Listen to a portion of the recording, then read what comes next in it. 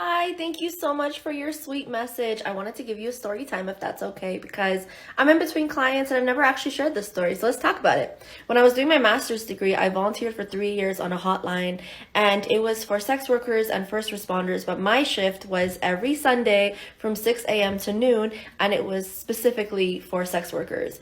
And so people would call me when they were having an off day, a bad day, a day they just wanted to vent, and I would hold space for them, and I loved them and they loved me, and we had such an amazing bond, and I created such a close relationship with a lot of the people that would call my shift and my hotline and ask for me. And so I just want you to know that I have your back regardless of what you choose to do with your body. Modesty is absolutely personal, completely 100%. I want you to know that I have your back. I support you. I'm with you. I'm so over women trying to tell women how to live their lives. We do too much of this and not enough of this. So thank you. All men benefit from the actions of violent ones. It keeps women oppressed. That way, when we do the bare minimum, we can expect them to be impressed.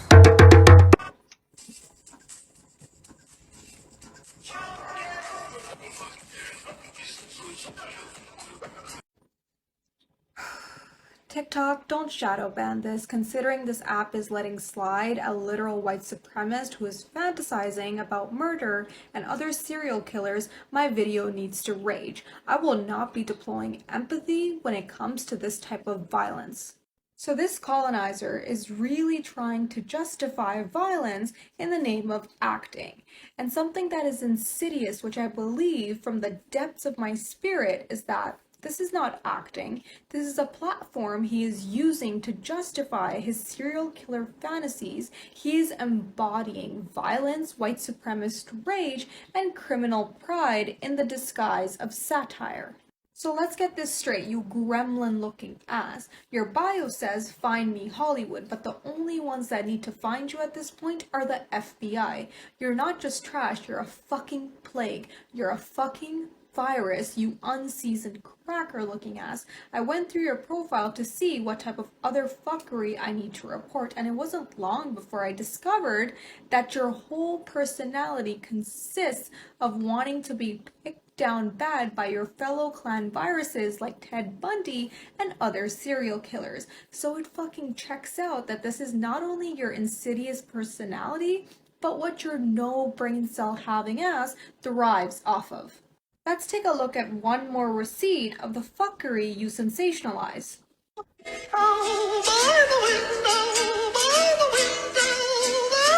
I have seen you liking comments of other people under your videos when they say, "Guys, I don't think this is a joke." So let's get something else really fucking clear. Psychiatric wards are an option, rehabilitation centers are an option, but what you will not be doing is fucking coming on this app and thinking you can go on with this fuckery without being dragged.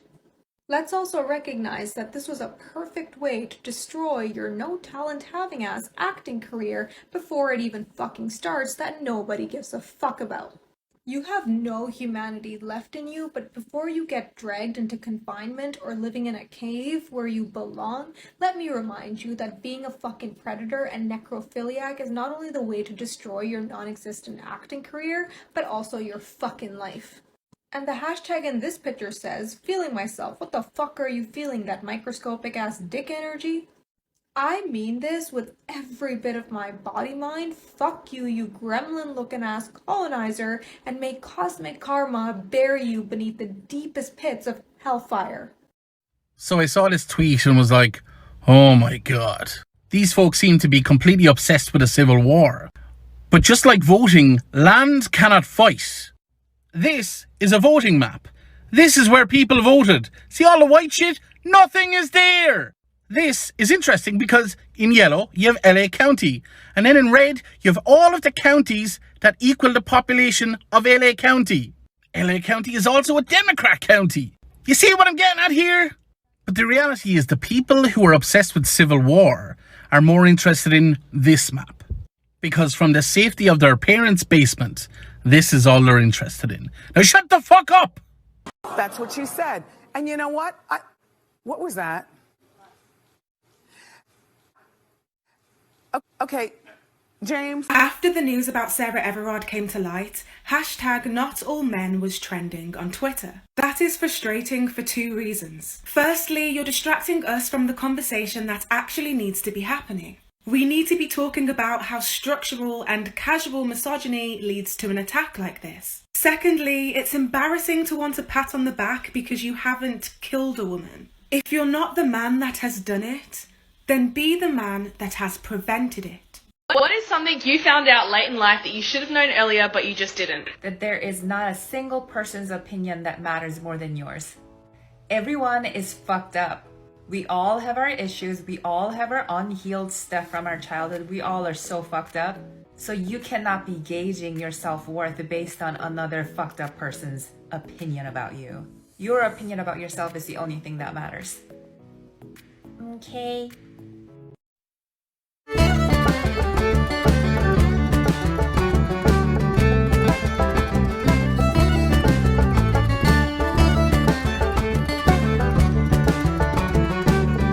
Hi, happy Trans Awareness Week.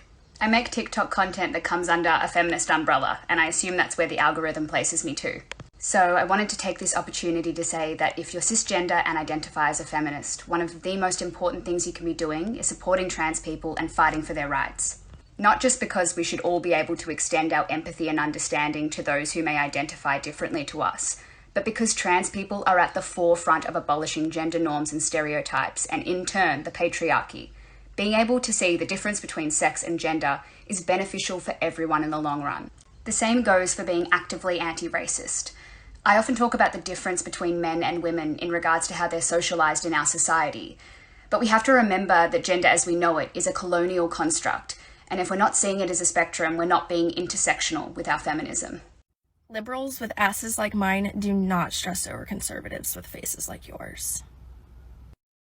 PragerU tweeted, "Capitalism is moral because it's premised on a voluntary exchange between independent parties. If we interpret this as an argument, it relies on the following assumption. Any system premised on a voluntary exchange between independent parties is moral." But I think this premise is subject to plausible counterexamples.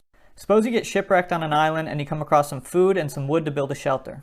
Right as you're about to take it, people with spears show up and tell you that everything on this half of the island belongs to someone named Bob, and you can use it only if you agree to be his servant and do whatever he commands. When you protest, they tell you the other half of the island also has food and wood, but it belongs to someone named Sally, and you'd have to be her servant. There's plenty of food and wood on the island for everyone, but all of it's already claimed by either Bob or Sally. Now, I think you can make an argument that this system isn't voluntary, at least in a strong sense, but it's voluntary in the weak sense that people like PragerU use. You can voluntarily choose to become a servant and exchange your labor to either Bob or Sally for resources, or you can starve and die. But clearly this system isn't moral. And what this shows is that merely being voluntary in the weak sense isn't sufficient for being moral.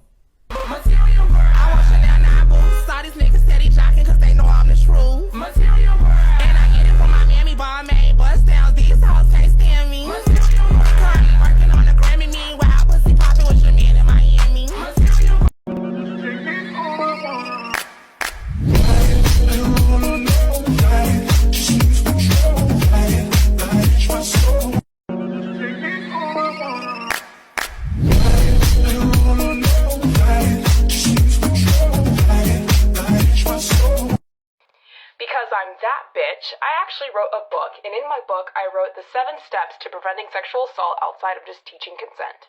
1. Teach men that women are not on this planet to tend to their needs, and teach women that they owe men nothing.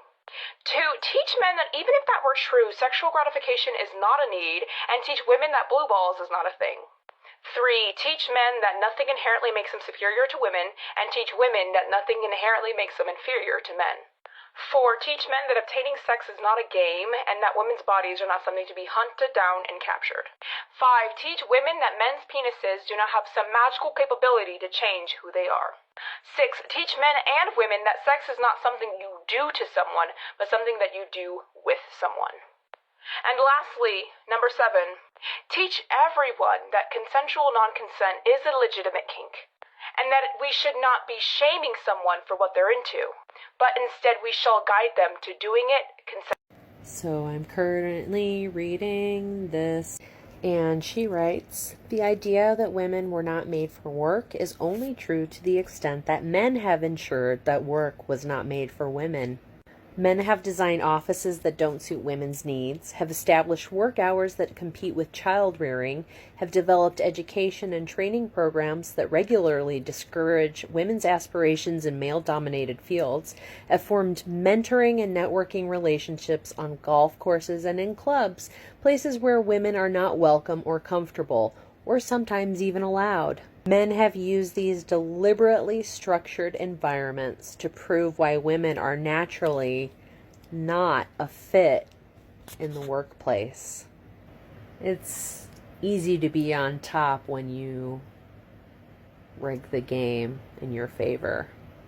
I don't think modern day feminists want equality between men and women. I think they want to be men. I'm gonna have to do this in two parts. I'll tag the second one.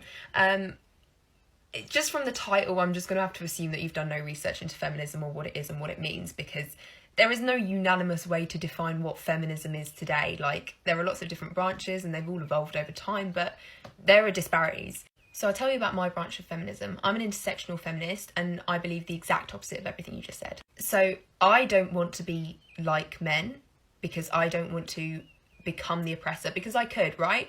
I'm a white woman living in a Western country, same as you. You and I can quite easily assimilate to that position in society. But to do so, we would have to step on other women, and I don't want to do that. So I don't want to become the oppressor. I want to dismantle the oppressive system. You don't recognise the oppressive system exists because you assume that every woman has the choice, like you do, to have a job and children at the same time.